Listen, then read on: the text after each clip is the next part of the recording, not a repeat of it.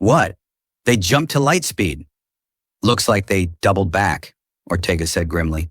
They're coming in fast, and they're not alone. 2 more ships just dropped out of warp with them. Jack's stomach sank.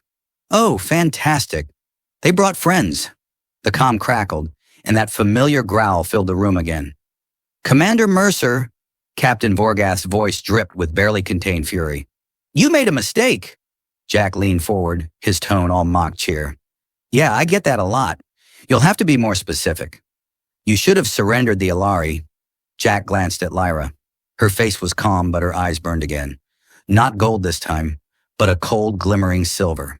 He didn't know what that meant yet, but he was pretty sure it wasn't, let's negotiate. She's not yours to take, Jack said firmly. There was a low chuckle on the other end of the line, a sound that made Jack's skin crawl. She will be, Vorgath promised, one way or another. The comm cut off, leaving nothing but the quiet hum of the ship and the distant echo of alarms. Jack exhaled slowly, turning to his crew. All right, he said, voice steady despite the adrenaline pounding in his veins. Looks like diplomacy's officially off the table. Davis grinned, already moving toward the weapons console. Explosion time? Jack nodded. Explosion time. The pirate ships hung in the void like a pack of hungry wolves, their jagged hulls barely visible against the distant haze of a nebula. The largest one, Vorgath's flagship, bristled with gun ports and thruster scars. The kind of ship that didn't bother pretending it had ever been anything but trouble. Jack sat on the edge of his chair, feeling the tension coiled tight in his chest. He hated standoffs. They were like bad poker games where everyone had too many guns and not enough cards. All right, he muttered, cracking his neck. 3 ships versus 1. I'm feeling optimistic. Define optimistic, Davis said from the weapons station, fingers hovering over the controls. Jack shrugged. I think we can probably take 2 of them before they turn us into a floating scrapyard. Davis nodded thoughtfully. So we die heroically. Good to know. Lyra stepped closer to the command console, her voice steady and calm in that way that somehow made Jack feel a little braver. Surrender is not an option? Jack raised a brow. Well, yeah, I figured that part out after the whole one way or another threat. Her eyes lingered on his for a second, and he couldn't quite read the expression there. Something complicated. Equal parts trust and something he wasn't ready to name yet. Ortega spoke up from the sensor station. They're charging weapons. We've got maybe 60 seconds before they start throwing fire. Jack blew out a breath. All right, let's make this count. He tapped the comm. Vorgath, one last chance. Back off, or this gets ugly. The reply came almost immediately, dripping with smug amusement. It's already ugly, Commander. You just haven't realized it yet. Jack leaned back in his chair.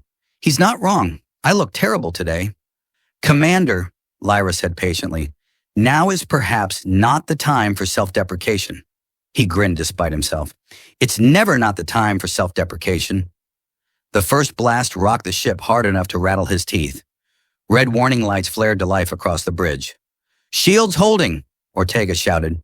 For now! Davis whooped, slamming the controls. Returning fire! The horizon spat a streak of plasma at the nearest pirate ship, catching it dead center. The ship bucked sideways, its shields flaring blue. Jack grinned. Nice shot. Yeah, I'm awesome.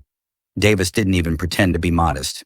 The second pirate ship swooped in from above, lasers strafing the hull. Metal screamed, and the ship lurched dangerously. Jack grabbed onto his chair to avoid an unscheduled flight into the ceiling. Ortega, evasive maneuvers! I'm trying, but the ship's flying like a drunken asteroid, Ortega snapped, yanking the controls hard to port. Hey, drunken asteroids are very misunderstood, Jack shot back. Another blast hit, and a console behind them exploded in a shower of sparks. Davis flinched, coughing through the smoke. That wasn't important, right? Only if you like, having engines. Ortega's voice was tight. We've lost 20% thrust power. Jack swore under his breath. This wasn't sustainable. They were fast, but they weren't fast enough to outrun 3 ships. And they definitely weren't tough enough to win a slugfest. We need a new plan, he said, forcing his mind to work through the adrenaline pounding in his head. Davis, you're a tactical genius. Davis blinked. I am. You are now, Jack pointed at him. Think of something. Davis stared blankly for a second, then brightened. All right. What if we pretend to surrender, then hit them with everything we've got when they drop their guard? Jack considered it. Risky. Lyra spoke quietly. They would not lower their guard. Vorgeth is too cautious for that. Right, Jack said. Plus, I hate pretending to surrender. Makes me feel all gross inside. Another blast rocked the ship. Ortega let out a frustrated growl. We're running out of ship to argue on. Jack was about to snap back when Lyra stepped forward, her voice low and measured. I have an idea. Jack blinked at her. I'm all ears. He hesitated, then glanced at her long, tapered ones. Okay, maybe not all ears, but you get what I mean. Her lips twitched in the faintest smile. If we can lure them into the nebula, their sensors will be disrupted. They will lose visibility, and their targeting systems will falter. Davis frowned. Yeah, but so will ours. Lyra's eyes gleamed silver again. Jack still didn't know what that meant, but it made his skin tingle. I do not need sensors. For a second, the bridge went quiet. Jack stared at her. You're serious. I am a Larry, she said simply. Our kind navigated the stars long before machines did. The nebula will blind them. It will not blind me. Jack studied her for a moment longer, then nodded slowly. All right. Ortega, plot a course, straight into the nebula. Ortega hesitated. We might not come back out. Jack smiled grimly. Then let's make sure they don't either. The horizon banked hard, engines sputtering, but still pushing them forward. The swirling purple mist of the nebula loomed ahead, vast and ominous. Jack could almost hear the pirates laughing behind them, thinking they were running scared. They had no idea. As the ship plunged into the haze, the stars vanished, leaving only a swirling, ethereal twilight. The pirate ships followed, their silhouettes barely visible in the mist. Lyra? Jack glanced at her. You sure you can do this? She didn't look at him. Her eyes were closed, her face serene. Trust me. He did. And for reasons he couldn't fully explain, that scared him more than the pirates ever did. The nebula swallowed them whole. The swirling clouds of purple and blue fog pressed against the ship like a living thing, static crackling over the hull in little flickers of ghostlight. The stars were gone, swallowed by the mist. And even the pirate ships pursuing them became little more than distant smudges of silhouette. Jack leaned forward in his chair, squinting at the viewport like that might help. It didn't. So, this is cozy. Reminds me of that time I got stuck in a janitor's closet with Davis after a bad poker game. Hey, Davis protested from the weapons console. That was your fault. You're the one who said you could out-cheat a Vakari. I could have, Jack said defensively, if he hadn't had 4 extra eyes. He glanced at Lyra. What's the plan? We keep flying blind and hope they trip over us? Lyra didn't answer immediately. She stood near the center of the bridge, her posture perfectly still. Her eyes were half-lidded, the silver sheen brighter now, like moonlight had been poured into her irises. Her ears twitched faintly, and for the first time Jack realized she wasn't just focusing, she was listening. They are spreading out, she said softly, voice distant, trying to box us in. Jack blinked. Wait, you can hear them? I can feel their engines, Lyra murmured. The vibrations, their heat signatures. They burn hot and clumsy. Great, Davis said. We're being chased by angry space rhinos. Jack smirked. I feel like that's an insult to rhinos. Lyra ignored them both. They're adjusting formation. The lead ship, Vorgeth, is holding back. He waits for us to panic. Her head tilted slightly. The others push forward, sloppier. They expect us to break first. Jack leaned back in his chair, folding his arms. Then let's disappoint them. Ortega, cut our engines. Go dark. Ortega blinked. Seriously? Jack nodded. We're in a nebula. We're already blind. Might as well make them blind too. Let them stumble around while we stay quiet. Ortega hesitated a moment longer, then flicked the controls. The hum of the ship's engines died, replaced by an eerie silence. The lights dimmed, leaving only the faint glow of emergency panels and Lyra's strange, silvered eyes. The ship drifted, weightless and still. Jack could feel his own heartbeat pounding in his ears. Davis spoke, his voice low. So, what happens if they bump into us? Jack didn't look away from the viewport. Hope they hit us with the soft part of their ship. The bridge fell into a tense quiet. Minutes passed, or maybe it was only seconds. Time felt strange, stretched thin in the mist. Then Lyra's voice cut through the hush, quiet but certain. They're close. How close? Jack asked, her head tilted again. The one on the left, 20 meters, maybe less. Jack swallowed hard. He didn't dare move, like even the sound of his breathing might give them away. Davis leaned in, whispering for no good reason. Okay, but hear me out. What if we just start screaming? Like really loud? Freak 'em out. Jack snorted despite himself. Yeah, maybe they'll think we're space ghosts. Lyra spoke again, still calm. The ship on the right is further away. It's looping back. The third ship is above us, too high to see clearly. Jack exhaled slowly. All right, we wait. Another beat of silence. Then a deep, distant thrum reverberated through the ship, low and resonant, like a giant heartbeat. Ortega frowned. What was that? Lyra's eyes flicked open, sharp and focused. They're using pulse sweeps, energy waves to flush us out? Jack groaned. Of course they are. Can we counter it? Ortega winced. Not really, we're a freighter, not a stealth ship. If they get close enough, we'll light up like a parade float. Jack rubbed his face. Fantastic. Any other bad news? Well, Davis offered, I'm out of snacks. Not helping. Another pulse wave rolled through, stronger this time. The ship vibrated under the force, metal groaning faintly. Jack gritted his teeth. All right, he said. Enough hiding. Ortega, fire up the engines.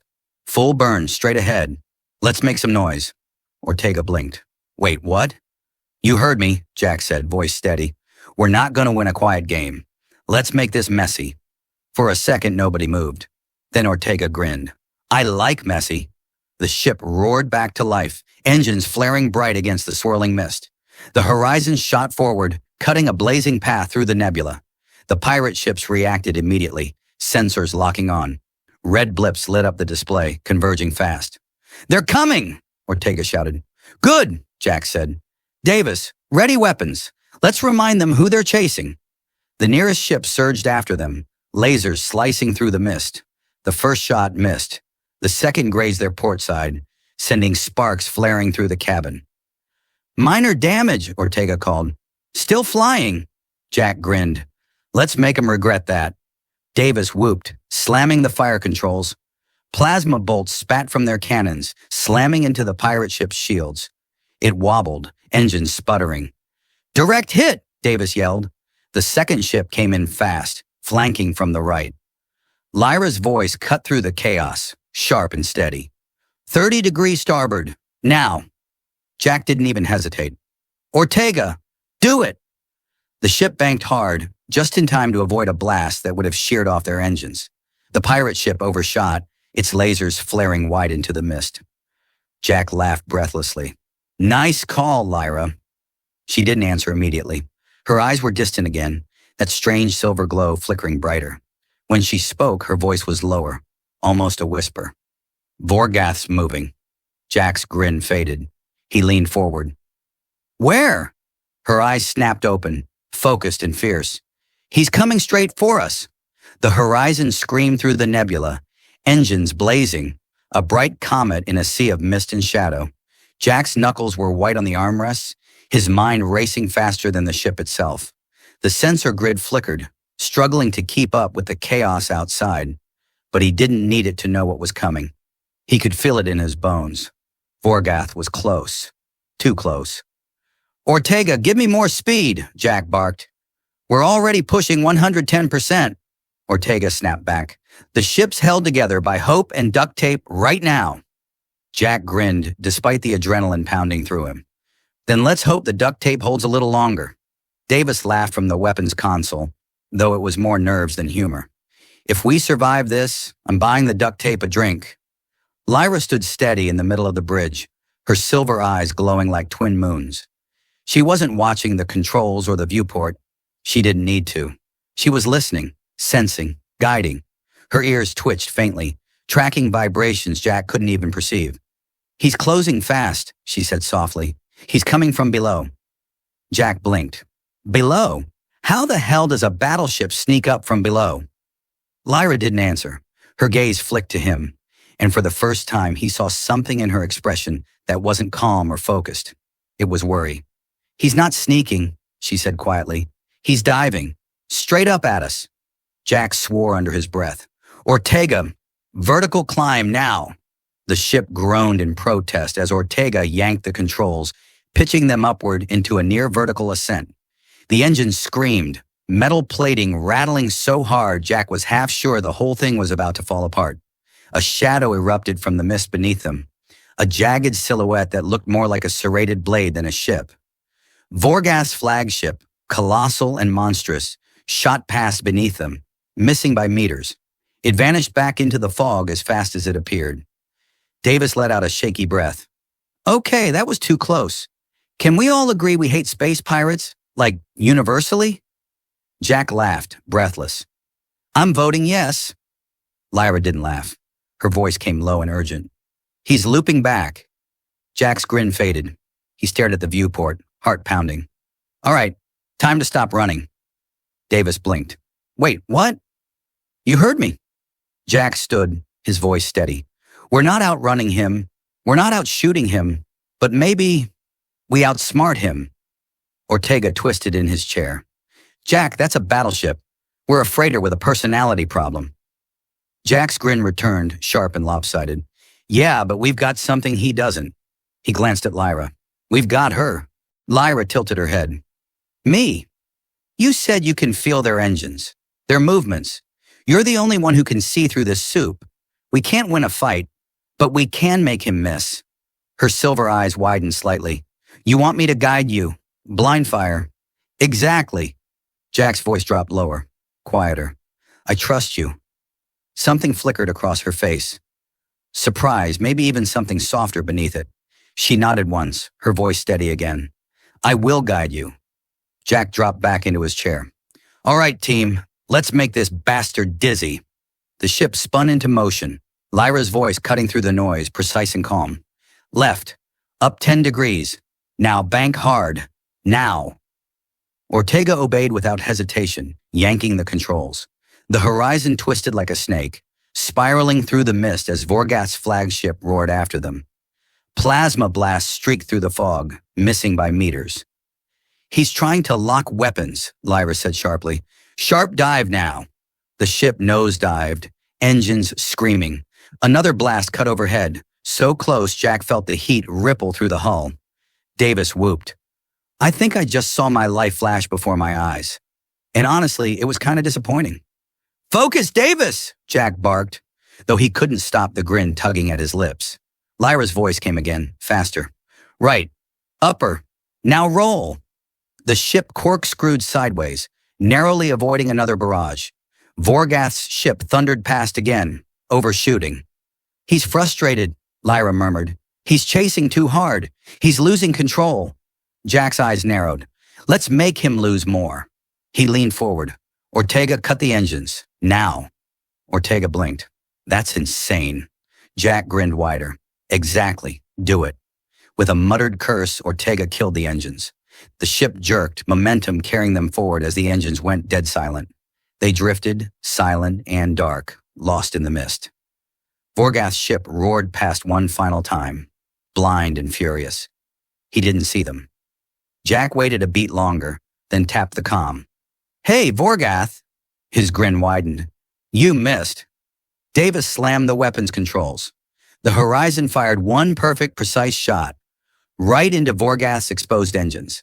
The battleship erupted in a fireball, flame and debris swallowed instantly by the nebula.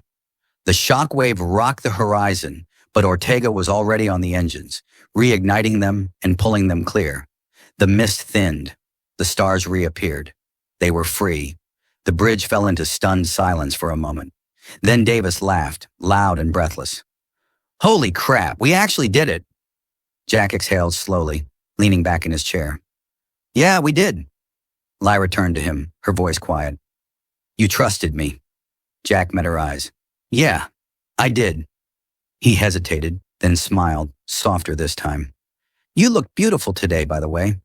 Lyra blinked, her ears twitching faintly. Her silver eyes widened, and for the first time, really, truly, she laughed. It was soft and melodic, and Jack decided it was his new favorite sound in the universe. You idiot, she said, smiling. Jack grinned back. Yeah, but I'm your idiot. The horizon sailed on, into the endless stars, a little battered, a little broken, but alive, and maybe, just maybe, stronger than ever.